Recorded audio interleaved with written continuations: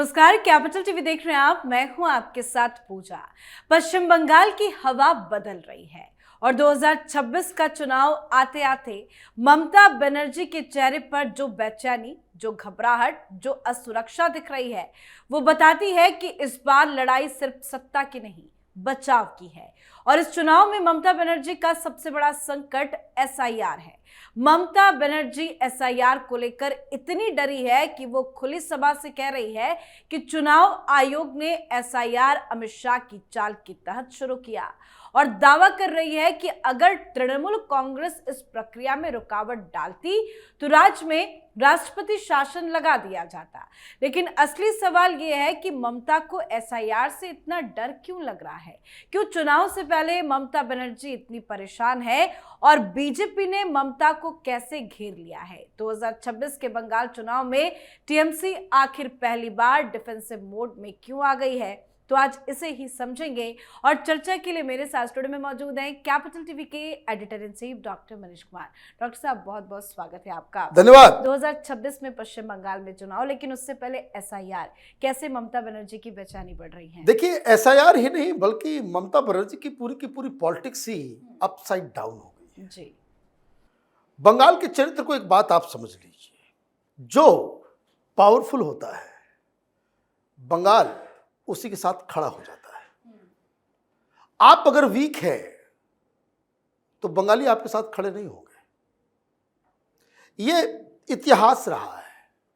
बाकी जगहों पे आप जब भी चुनाव के रूप को देखते हैं, मुद्दा आप तय करते हैं, आप ये भी तय करते हैं कि परिवार पे क्या असर है, इंडिविजुअल चॉइस क्या है, बहुत सारी चीजें होती है जी।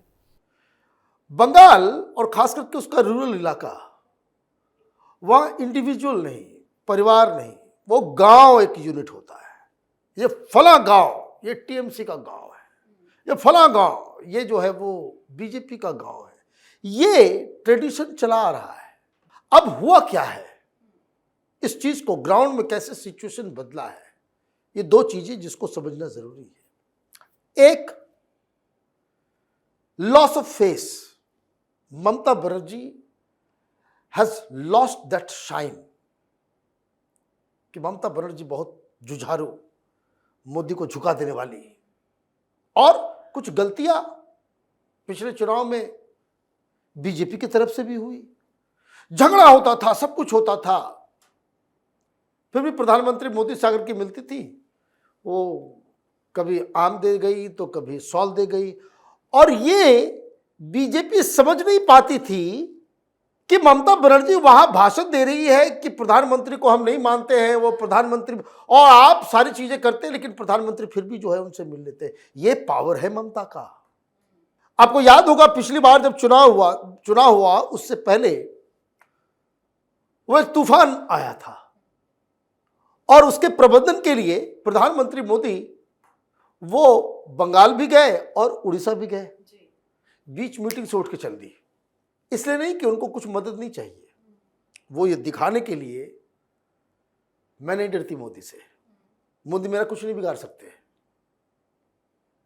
पिछले 5 साल में ये बदल गया। ये सबसे बड़ा साइकोलॉजिकल जो प्रभाव पिछले 5 साल में, जो लॉस ऑफ फेस की जो मैं बात कर रहा हूं, ये सबसे बड़ी बात है। ये कोई आंकड़े में नहीं दिखेगा, ये कोई बातचीत में नहीं बताएगा, लेकिन ये हकीकत है। कारण उसको मैं आगे एक्सप्लेन करूंगा। दूसरी वजह, जो ममता बनर्जी जो परेशान है, 90 लाख से 1 करोड़ के आसपास जो आपने एसआईआर की बात की, that is what is going to happen. अभी जो जानकारी आ रही है, हालांकि इसको ऑफिशियल नहीं किया गया है, लेकिन 90 लाख से 1 करोड़ तक वोटर्स वोटिंग लिस्ट से गायब हो रहे हैं। बिहार में कितना हुआ? 65 लाख। यहां 1 करोड़ हो रहा है। तो आप ये समझिए कि सिमिलर उतना ही बड़ा के आसपास जो है वो आपका दोनों राज्य है। थोड़ा सा ज्यादा संख्या है, थोड़ा सा ज्यादा कॉन्स्टिट्यूएंसी है, लेकिन अगर प्रोपोर्शन के हिसाब से देखें तो बंगाल में बहुत ज्यादा लोगों के नाम कट रहे हैं। कौन है ये लोग तो वही है जो भाग रहे हैं। ये लोग वो है जो बंगाल में बाकायदा आधार, बंगाल में इलेक्शन कार्ड, बंगाल में सारी चीजें जो है राशन कार्ड बना करके वो लोग वहां से भाग गए, माइग्रेट कर गए। अब वहां बंगाल में कोई नहीं रहता। तो एसआईआर के प्रोसेस में ये सब नाम जो है वो कट रहे हैं। तो ये जो कट रहा है ये दूसरा कारण है। तीसरा जो और इंपॉर्टेंट है, जो हर जगह इस तरह का जिसको कह सकते हैं कि एंटी इनकम्बेंसी, नॉट बिकॉज वो कोई इकोनॉमिक पैरामीटर के ऊपर मैं नहीं कह रहा कि भाई विकास नहीं हुआ, ये नहीं हुआ, वो नहीं हुआ।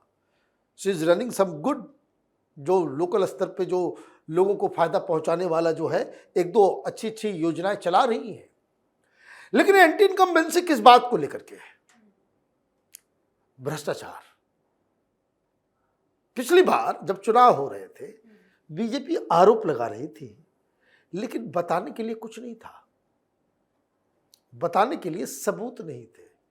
सब कुछ आरोप के ही इस फेर में घूम रहा था कि ये टोलाबाजी होती है, तो यहां पे सिंडिकेट काम करता है, तो ये सब क्या होते थे? भाषण में आरोप होता था। तथ्य, साक्ष्य वो नहीं था। इस बार ये इसलिए बदला हुआ है मसला क्योंकि इस बार तो चुनाव में ये पार्थ चटर्जी और उसकी गर्लफ्रेंड का नोटों का पहाड़ दिखाया जाएगा।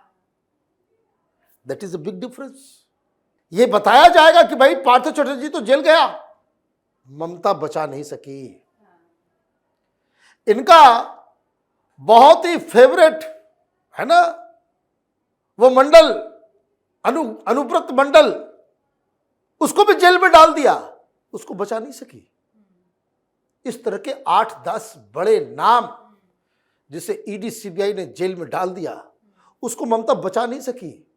तो अब तो आपके पास सबूत है, कोर्ट के दस्तावेज है, कोर्ट का वर्डिंग्स है और इस तरह के स्कैम्स हैं जिससे आम जनता परेशान हुई है। तो इसका मतलब क्या हुआ कि जो भ्रष्टाचार है, बाकी सारी चीजें हैं, इस बार वो चुनाव में बाकी वो खिल के आएगा।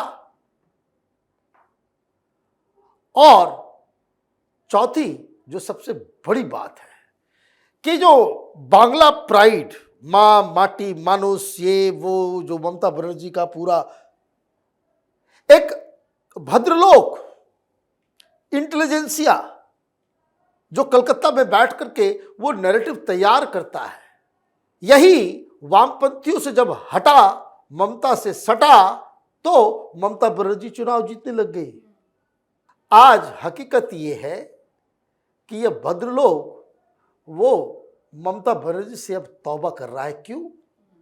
जिस हिसाब से रेप्स हुए, जिस हिसाब से ये हॉस्पिटल में एक बिटिया के साथ अन्याय हुआ और ममता बनर्जी जिस तरीके से उसे छिपाने की कोशिश की, वो जो रिश्ता टीएमसी का भद्रलोक के साथ था वो डेंट पर गया। और अभी देखिए एसआईआर के विरोध की वजह से क्या हो रहा है। सारे लोग इस बात को समझ रहे हैं, मुस्लिम वोटों को, बांग्लादेशियों को बोल क्या रही है कि भाई बांग्लादेशी। तो ये एक बड़ा मसला जो है वो एक राजनीति जो परसेप्शन वाइज जो है ये बन के भाई मुसलमानों की पार्टी हो गई है टीम से। अब इसका एक काउंटर पहलू ये है कि बाबरी मस्जिद बन रहा है तो लोग बोले ममता बनर्जी करवा रही है, वहां जो है हिंदुओं के साथ अत्याचार हो रहा है ममता बनर्जी करवा रही है। लेकिन सबसे बड़ी दिक्कत यह है कि ममता बनर्जी की स्थिति वैसी ही हो जा रही है कि वो तो ना घर की रहेगी ना घाट की रहेगी। क्योंकि जो अब जानकारी आ रही है कि मुसलमान भी बड़े नाराज हैं। आप देखिए जिस तरह से तस्वीरें आई, बाबरी मस्जिद का शिलान्यास वहां पे हो रहा है, मुस्लिम भीड़ वहां पे पूरे राज्य से आई।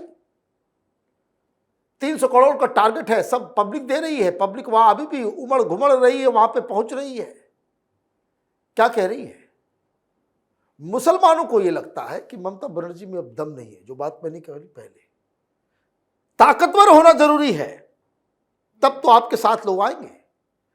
ममता बनर्जी के साथ मुसलमानों को भी ये अब गड़बड़ लगने लग गया है कि ममता बनर्जी बोलती बहुत है, उससे होता कुछ नहीं है। सीए के लिए बोली तो सीए रुक नहीं सका, लागू करना पड़ा।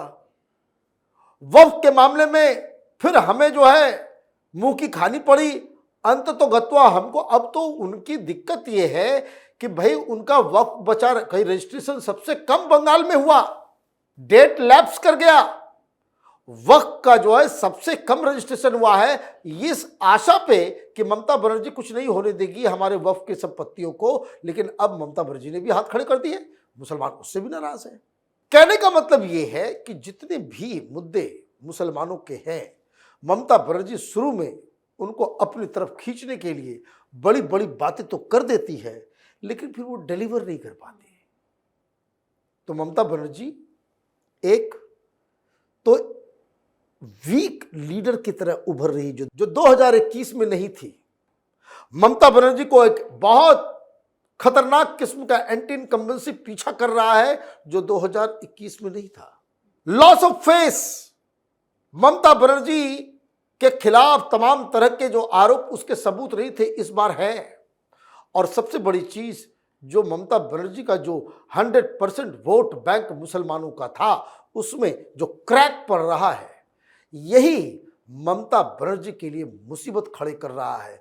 इसलिए आप देखिए उनका टेंट्रम, मोदी और सरकार के खिलाफ तो कभी रेजोल्यूशन फाड़ती है, कभी कुछ करती है। तो ये टेंट्रम, ये गुस्सा, ये बौखलाहट, इस चीज को, क्योंकि वो राहुल गांधी नहीं है, उनका आंख नाक कान जमीन से जुड़ा हुआ होता है, she is a mass leader.